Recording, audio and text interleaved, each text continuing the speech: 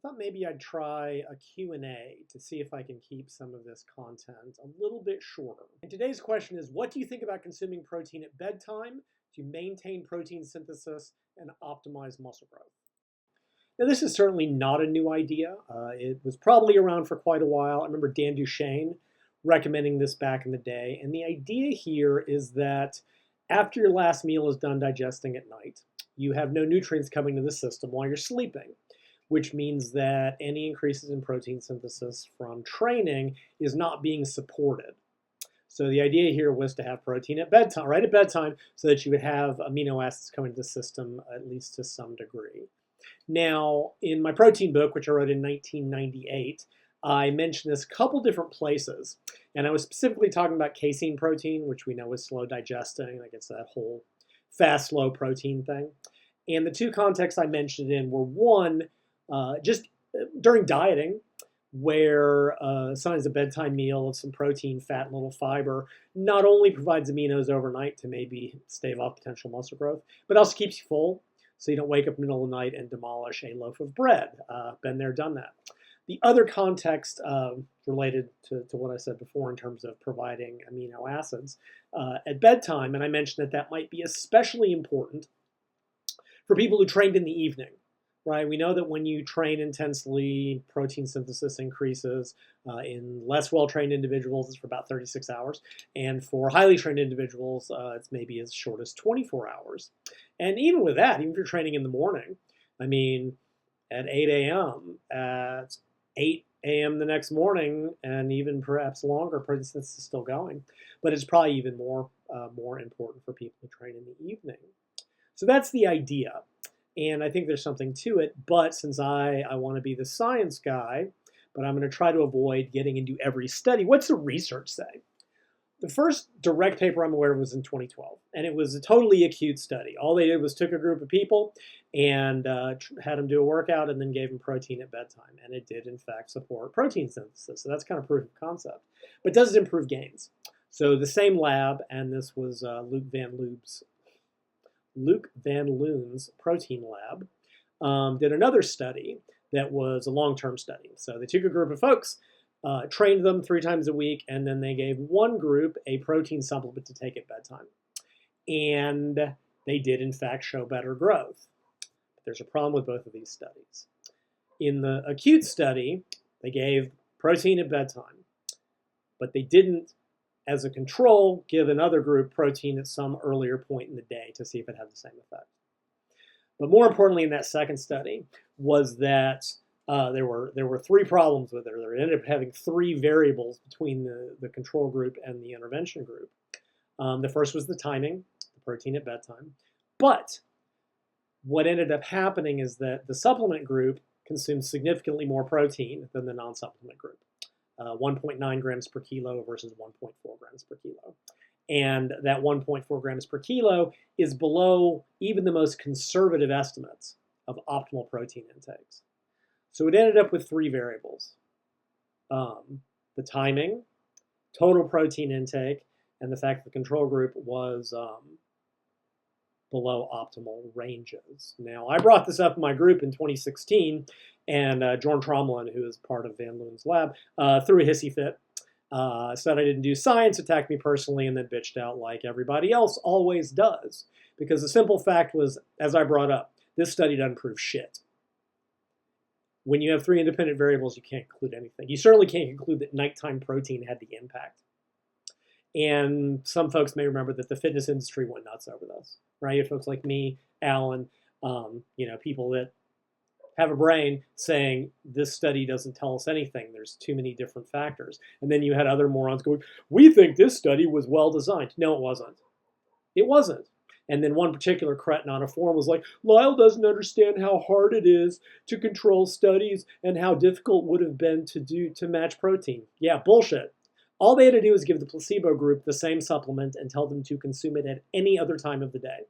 That would have matched protein, that would have ensured both groups were above the optimal level, and it would have been a true test of nighttime protein intake. They had the fucking supplement. It would not have been hard. So Jorn and Van Loon wrote a review paper a couple years later that looked at it and the very limited data.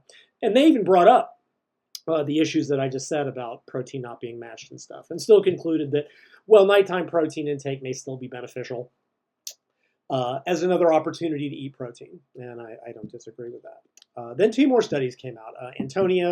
Jose Antonio is one, and then there's another by a guy named Joy. And I'll put all these study titles at the end of the video. And they actually did what the first two studies didn't, which is that they matched protein. They had both groups consume the protein supplement, but one did it at night and the other time did it at any other point. And they found that there was no difference in growth.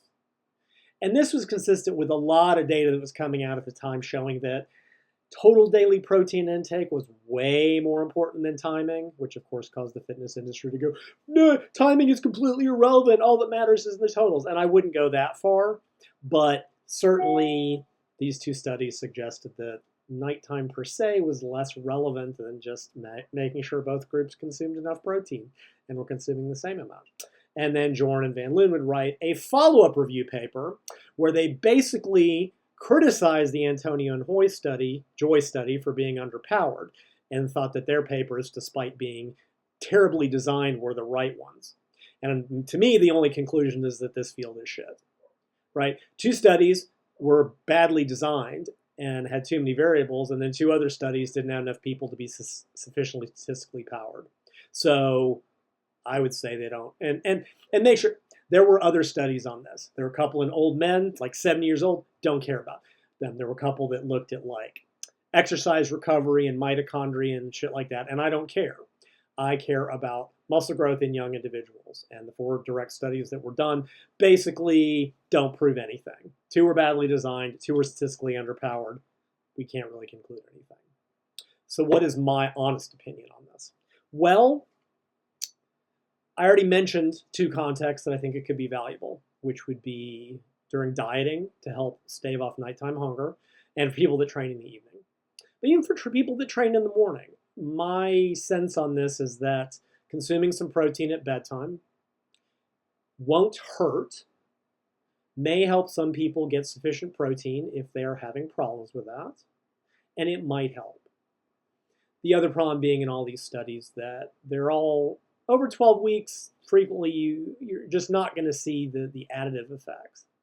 And for people trying to optimize growth and optimize adaptation, anything that might help and can't hurt, I'm all for, right? Even if you go back to my protein book, I talked about that in the context of total protein intakes, where even if that 1.6 gram per kg is the minimum for protein synthesis, and that gets into other issues, if more generally won't hurt and might promote optimal adaptations over the long term of other tissues and growth, that is probably a good reason to do it. Now, for general population, does any of this matter? No, absolutely not. This is, we're talking about people trying to optimize every aspect of their nutrition to get growth over long periods of time, looking for that extra bit. And that's my feeling on it. Is bedtime protein going to be a deal breaker in terms of how well you grow or don't? Absolutely not. Total protein intake is obviously more important. However, it may be beneficial. It probably won't hurt. To that, I would add, Duchesne recommended at one point to get up in the middle of the night to have more protein.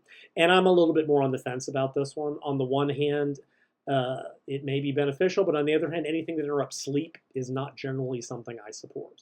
However, if you're old like me and get up in the middle of the night anyway, slamming some protein, it might not hurt.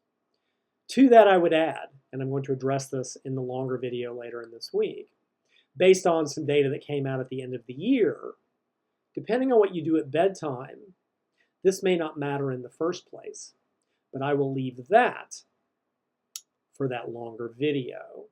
Now, here are all the references to the papers that I sort of mentioned as I went through for anybody that wants to look them up. And I'll see you next time.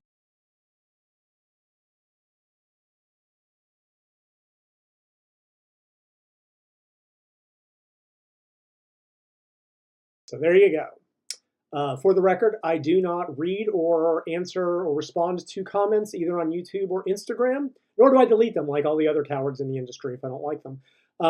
I simply can't be bothered.